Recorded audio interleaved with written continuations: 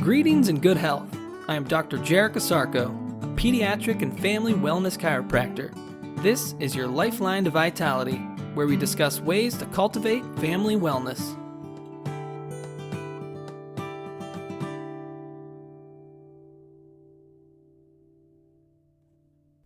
Good day and great health. Welcome back to another edition of your Lifeline to Vitality. Today on the podcast, can spinal adjusting affect cranial nerves?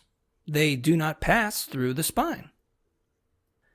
Yes, adjusting the spine can affect cranial nerves because a vertebral subluxation of the spine affects how the nerve system functions overall. For the purposes of learning anatomy, or the structures of the body, we often group sections of the body into smaller parts for easier study. The nerve system is divided into different systems, organs, tissues, and cells. Even though it is divided up in this way, it is still all one nerve system. Anatomically speaking, cranial nerves do not pass through the spine. But physiologically speaking, cranial nerves do communicate and connect with nerves that do pass through the spine. Quoting from the professor of neurology at the Palmer School of Chiropractic, Dr. H.C. Chance, D.C., clinically, all cranial nerves have a spinal connection. However, anatomically, not much is known. For example, the anatomist has not made this connection with the acoustic nerve, but its spinal connection was proved clinically when D.D. Palmer adjusted Harvey Lillard, and this was the basis of the discovery of the science of chiropractic. Since that time, we have repeatedly obtained results through other cranial nerves by adjusting the spine. Clinical observations are glimpses into how the anatomy functions physiologically, how life animates material structure.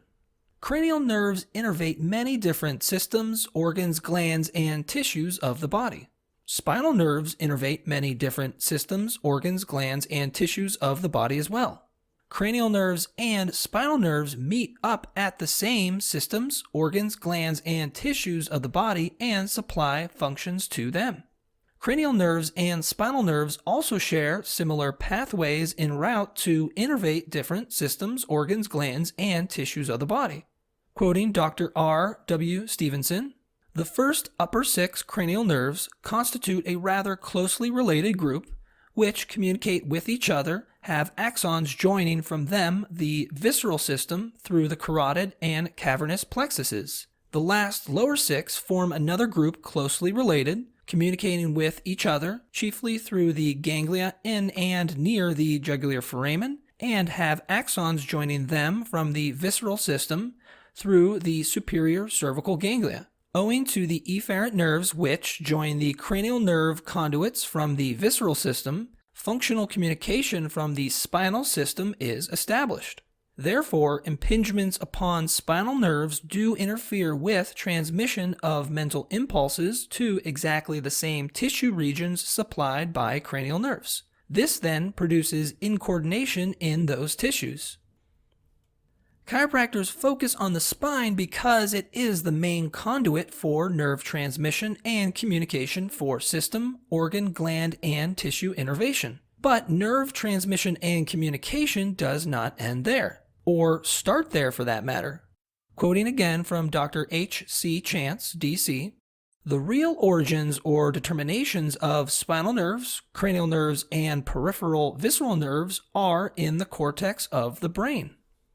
In general, the brain stores information and produces electricity. The brain uses nerve fibers in the form of spinal nerves, cranial nerves, and peripheral visceral nerves to send out that information to the body.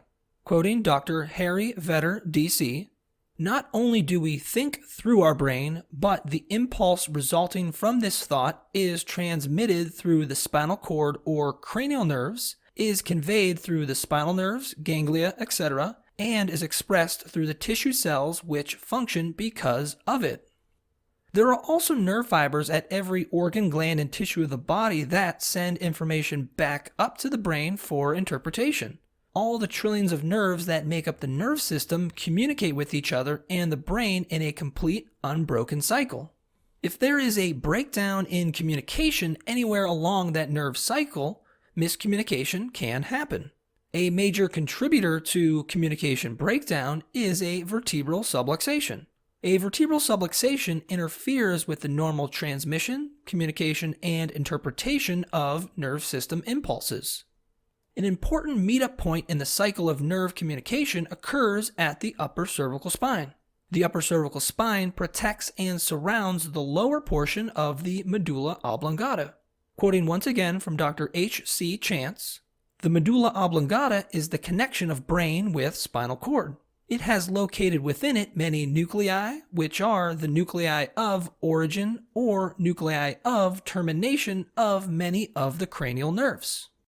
The goal of chiropractic is to improve the potentiality of the entire nerve system, not just nerves localized in the spinal column, by adjusting the vertebral subluxation.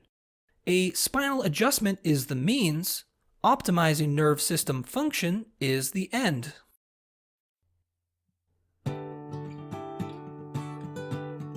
Thank you for listening. For even more information on how chiropractic can benefit you and your family, please check out my website, ohiospecific.com. That's ohiospecific.com. Until next time, remember to keep your head cool, feet warm, and your mind busy.